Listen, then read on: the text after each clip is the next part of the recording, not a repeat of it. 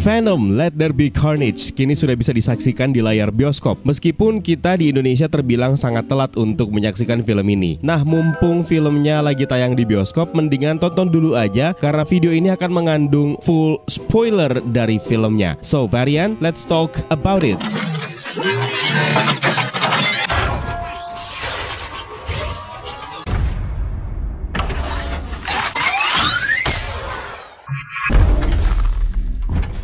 Sebelumnya saya pengen ngingetin official merch kolaborasi dengan PlayStop Rewards sudah bisa kalian dapatkan di link yang saya sediakan di kolom deskripsi di bawah. Persediaan terbatas, makanya jangan sampai kehabisan ya. Film ini disutradarai oleh Andy Serkis dan dibintangi oleh Tom Hardy sebagai Eddie Brock dan Venom, Woody Harrelson sebagai Cletus Kasady alias Carnage, dan Naomi Harris sebagai Frances Barrison alias Shriek.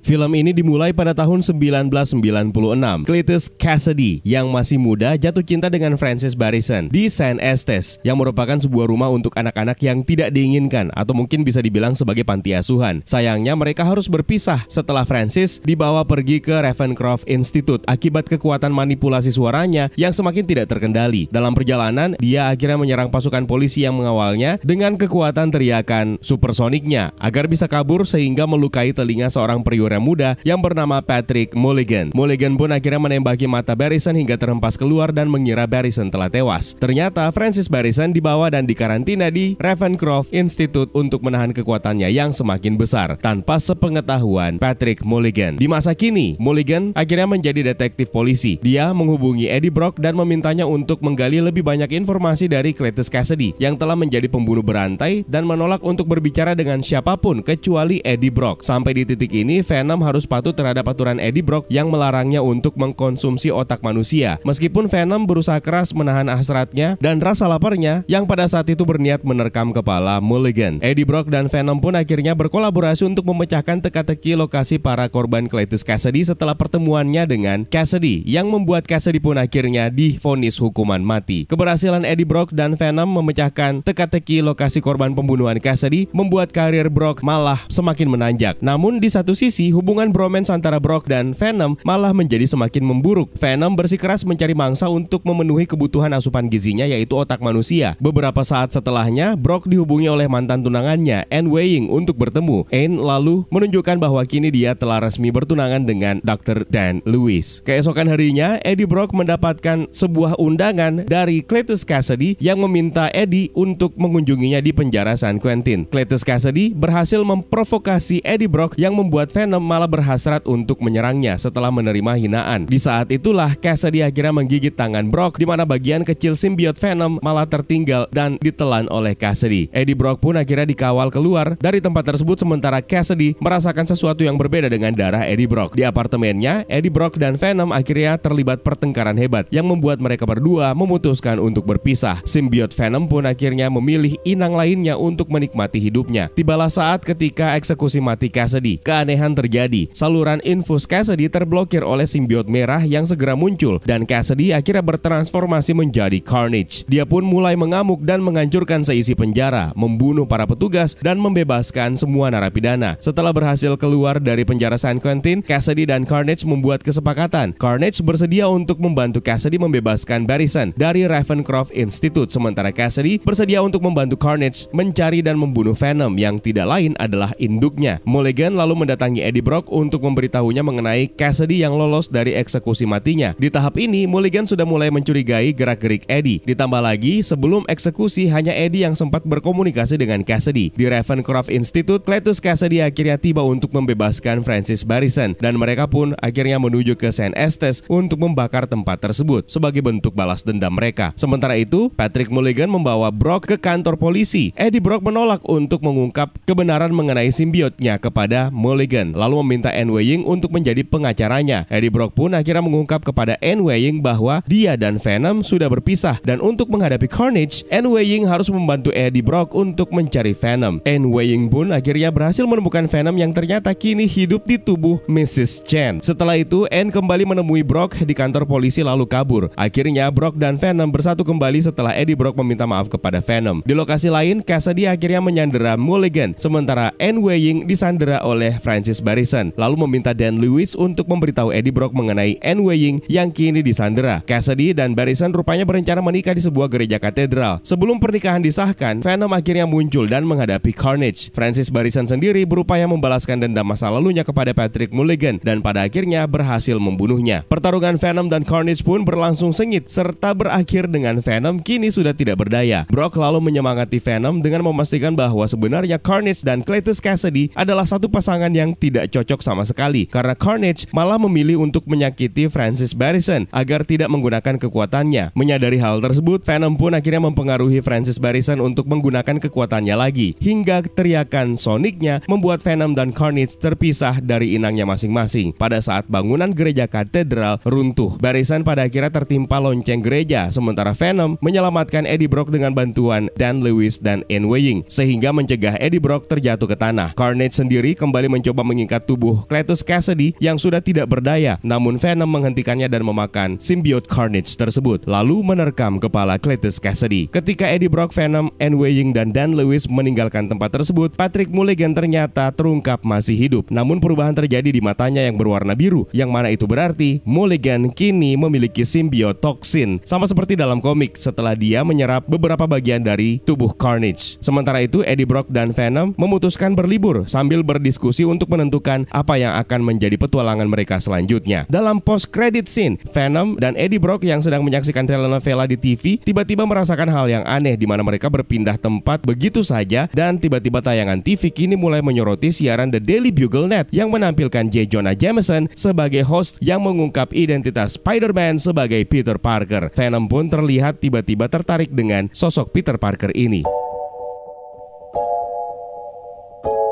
Jujur saja film ini berakhir dengan cara yang sangat di luar dugaan. Pertarungan Venom dan Carnage memang berhasil dibungkus dengan begitu hebat. Namun hasilnya yang jujur saja akan mengecewakan para pencinta komik yang tahu betul seperti apa Carnage itu. Untuk penonton umum sih mungkin akan menganggap kalau ini adalah akhir yang memang seharusnya. Venom pada akhirnya keluar sebagai pemenang dan Carnage ditelan oleh Venom, sementara Cletus Cassidy jelas-jelas tewas dengan cara yang sangat mengenaskan. Tapi mungkinkah mereka akan bisa kembali lagi untuk installment berikutnya? Venom Let There Be Carnage ini tidak akan menjadi film terakhir untuk franchise ini, apalagi Sony sekarang sedang getol-getolnya untuk membangun universe-nya sendiri, yaitu Sony Spider-Man Universe. Namun melanjutkan franchise Venom tanpa Carnage adalah sesuatu hal yang agak ganjil. Carnage merupakan salah satu villain yang terbesar yang sering dihadapi oleh Venom, dan mereka memang sering bertarung di sepanjang cerita dalam komik. Dengan ending yang seperti ini, maka Sony Pictures harus memikirkan cara untuk membawa kembali karakter ini, namun tidak dengan cara yang jorok. Nah, dengan adanya multiverse memang membuka segala macam kemungkinan yang akan terjadi di masa depan. Bahkan bisa saja kita akan punya Cletus Cassidy variant. Namun menurut hemat saya pribadi, karena Cletus Cassidy sudah terlanjur dimatikan di film ini, maka kalau misalnya memang Carnage masih akan kembali dimunculkan di installment berikutnya, maka sebaiknya Carnage memiliki inang yang lain selain Cletus Cassidy yang sudah tewas. Misalnya Norman Osborn merupakan salah satu nama besar yang juga pernah diceritakan menjadi inang Carnage, dan bahkan Eddie Brock sendiri juga pernah menjadi inang Carnage dalam komik. Dan inilah alasan kenapa simbiot merah tersebut harus kembali lagi di installment berikutnya, meskipun tanpa inang yang sejatinya memang menjadi inangnya di komik, yaitu Cletus Cassidy. Ya mau gimana lagi, Cletus Cassidy sudah tewas. Selain itu, pertarungan antara Venom dan Carnage juga menyisakan satu pertanyaan besar. Pada saat mereka pertama kali akhirnya saling berhadapan di gereja katedral, Carnage menampakkan dirinya di hadapan Venom dan Eddie Brock yang membuat Venom akhirnya mundur dan kembali ke wujud Eddie Brock. Pada titik ini, Venom jelas-jelas ragu dan takut terhadap Carnage atau simbiot merah tersebut. Namun tidak jelas apa alasan kenapa Venom takut terhadap simbiot merah itu. Selain satu hal yang pasti, yang jelas Carnage memang dikenal sebagai simbiot yang jauh lebih kuat daripada Venom. Memang dibutuhkan cerita yang lebih padat dan lebih luas lagi yang harus dieksplor di film berikutnya jika memang akan digarap, yang bisa menjelaskan mengenai hal ini. Karena tidak ada penjelasan apapun mengenai hal tersebut. Kenapa Venom bisa takut kepada Carnage? Kecuali satu hal, yang mana ini hanya sekedar teori saja. Venom sebenarnya sudah mengetahui bahwa setiap simbiot yang lahir dari tubuh mereka akan memiliki kekuatan yang jauh lebih besar daripada induknya sendiri. Dan itulah yang terjadi kepada Carnage. Namun, lagi-lagi kita butuh satu film yang khusus menceritakan mengenai simbiot agar bisa memperluas wawasan kita terhadap ras alien yang satu ini. Apakah akan diceritakan sama seperti di komik, atau mungkin mengambil jalan yang berbeda. Nah, penjelasan ini membawa kita ke detail yang lainnya di ending film, yaitu Patrick Mulligan. Warna bola matanya berubah secara drastis, yang tadinya kita sudah mengira kalau dia meninggal,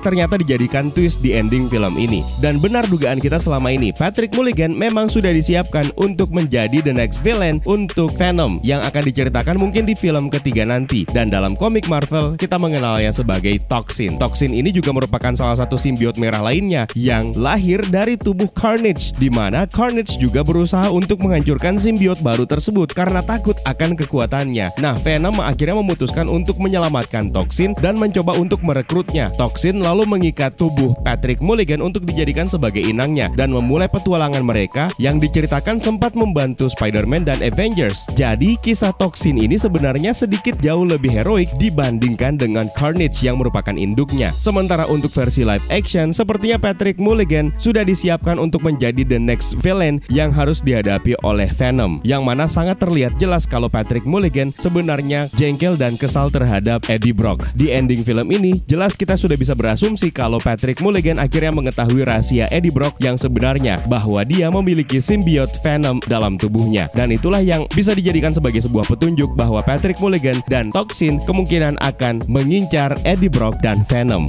Kejutan yang berikutnya, dan mungkin ini yang paling kalian tunggu penjelasannya, mengenai post credit scene Venom Let There Be Carnage yang memperlihatkan Eddie Brock dan Venom akhirnya terjebak di sebuah realitas yang tentu saja mereka tidak kenali, tapi kita sebagai penonton mengenalinya. Melalui post credit scene ini akhirnya sudah jelas kalau Venom dan Eddie Brock kini berada di realitas utama Marvel Cinematic Universe. Kenapa bisa seperti itu? Karena di tayangan TV memperlihatkan sebuah laporan berita dari The Daily Bugle Net dengan hostnya, the one and only J. Jonah Jameson, yang mengungkap identitas asli Spider-Man sebagai Peter Parker, di mana Peter Parkernya diperankan oleh Tom Holland. Logo The Daily Bugle-nya juga merupakan logo The Daily Bugle yang ada di Marvel Cinematic Universe. Ingat, logo The Daily Bugle di antara kedua franchise ini terlihat jauh berbeda. Dalam film Venom Let There Be Carnage, logo dari The Daily Bugle dibuat sedemikian rupa menyerupai logo dari versi Sam Raimi, yang mana di sini media tersebut juga merupakan sebuah media cetak, bukan merupakan media elektronik ataupun media internet seperti yang disajikan oleh Marvel Cinematic Universe melalui thedailybugle.net-nya. Inilah indikasi yang paling kuat yang bisa disimpulkan sebagai awal mula crossover antara Sony Spider-Man Universe dan Marvel Cinematic Universe. Lantas, apa yang menyebabkan hal ini bisa terjadi? Kalau melihat petunjuk yang ada di televisi, adegan tersebut bisa jadi ditetapkan berlangsung setelah adegan post-credit scene Spider-Man Far From Home, ketika identitas Peter Parker akhirnya terbongkar sebagai Spider-Man. Nah, dalam trailer Spider-Man No Way Home, Peter Parker memutuskan untuk meminta bantuan Doctor Strange untuk menghapus ingatan semua orang tentang dirinya sebagai Spider-Man agar bisa menjalankan hidupnya sebagai seorang remaja yang normal. Namun sayang, Doctor Strange malah menggunakan rapalan mantra yang terlarang hingga membuat multiverse saling bertabrakan, dan MCU akhirnya kedatangan banyak tamu dari universe lain yang tidak mereka kenali, mulai dari Dr. Octopus, Green Goblin, Electro, Sandman, sampai kepada The Lizard. Venom tidak menutup kemungkinan juga ikut menjadi bagian dari pertukaran universe tersebut, yang tentu saja menandakan bahwa Venom dan Eddie Brock bisa saja kini eksis di Marvel Cinematic Universe, dan di satu titik mungkin saja juga akan tampil di film Spider-Man No Way Home, mengingat ada beberapa desas-desus yang beredar beberapa waktu yang lalu bahwa Tom Hardy diam-diam ternyata juga ikut ambil bagian dalam film tersebut. Mungkin hanya untuk sebuah peran kecil saja dan akan menjadi sebuah kejutan. Setup dari post credit scene ini juga akan mengatur perpindahan yang pas yang akan dilalui oleh Tom Holland yang kontraknya akan segera berakhir di Marvel Cinematic Universe, dan dia sudah harus bersiap-siap untuk mengarungi universe-nya sendiri di Sony, yang mana merekalah pemilik lisensi yang sebenarnya untuk Spider-Man. Maka event Multiverse of Madness yang sedang terjadi di Marvel Cinematic Universe fase keempat saat ini menjadi waktu yang pas untuk membuat Spider-Man dan Peter Parker kembali ke universe-nya yang sebenarnya, yaitu di Sony Pictures. Namun ada satu detail yang saya catat di adegan post-credit scene ini. Benturan antar multiverse yang terjadi di Spider-Man No Way Home akibat spell dari Doctor Strange memang kemungkinan tidak hanya akan melibatkan crossover antar realitas, tapi juga akan terjadi crossover timeline yang membuat asumsi banyak penggemar bisa saja benar adanya kalau Doc Ock, The Lizard, Electro, Sandman, dan seluruh villain lain yang akan tampil di Spider-Man No Way Home, termasuk Green Goblin, itu berasal dari timeline masa lalu di universe Sam Raimi. Petunjuknya sangat sederhana. Venom dan Eddie Brock sedang asik menonton sebuah tayangan di TV, dan itu berlangsungnya di malam hari. Lalu tiba-tiba dengan sekejap realitas berubah di sekitarnya dan memperlihatkan waktu pada saat itu ternyata berada paling tidak di pagi hari atau di siang hari, dan di sebuah kamar hotel yang jauh lebih mewah daripada di realitasnya yang sebenarnya. Lantas, apakah film berikutnya untuk Venom akan berlangsung di Marvel Cinematic Universe? Sepertinya tidak semudah itu juga. Kemungkinan film ketiga Venom nanti akan berlangsung di universe-nya sendiri, di universe Sony, karena event yang berlangsung di post-credit scene ini mungkin hanya menjadi salah satu bagian kecil dari Multiverse of Madness, dan kesimpulannya akan kita dapatkan di Spider-Man No Way Home nanti. Yang jelas belum ada kabar ataupun rumor yang beredar bahwa Kevin Feige dan Disney menjalin kontrak dengan Sony untuk membawa Venom ke Marvel Cinematic Universe. Maka wajar saja jika kita tidak boleh mengharapkan hal tersebut akan terjadi, meskipun berdasarkan petunjuk dari post-credit scene ini. Pertanyaan berikutnya, apakah karakter-karakter lain seperti Anne Weying, Dan Lewis, sampai kepada Patrick Mulligan juga ikutan terjebak di realitas Marvel Cinematic Universe? Sepertinya itu masih membutuhkan penelusuran yang lebih jauh. Namun, sepertinya kejadian Multiverse of Madness yang dialami oleh Eddie Brock dan Venom tidak akan terjadi kepada karakter lain. Mereka kemungkinan akan tetap berada di realitasnya yang sebenarnya, karena kekacauan multiverse yang terjadi di Spider-Man No Way Home tidak menjebak seluruh karakter yang ada di realitas lain untuk masuk ke Marvel Cinematic Universe, yang mana tentu saja itu akan membuat MCU akan kelebihan populasi. Kalaupun nantinya Venom akhirnya tidak tampil di Spider-Man No Way Home, maka satu-satunya film yang mungkin akan terhubung dengan post-credit scene ini adalah Doctor Strange in the Multiverse of Madness. Itu pun kalian tidak bisa mengharapkan hal yang lebih banyak juga, karena kemungkinan hanya sebagai peran cameo saja. Karena plot utama dari film tersebut tentu saja tidak akan berpusat kepada karakter Venom ini. Nah, itu dia beberapa penjelasan singkat kita mengenai ending dan post-credit scene Venom Let There Be Carnage. Untuk urusan review saya serahkan sama kalian sajalah ya, karena masing-masing orang memiliki penilaian masing-masing terhadap film yang mereka tonton. Kalau ada detail tambahan lain yang mungkin pengen kalian berikan dan belum sempat kita jelaskan di video kali ini, jangan sungkan tambahkan di kolom komentar di bawah ya. Varian, terima kasih buat kalian yang sudah menonton, dan juga terima kasih buat kalian yang sudah bergabung di membership community. It's time for me to sign out. My name is Eka. Stay safe and until next time.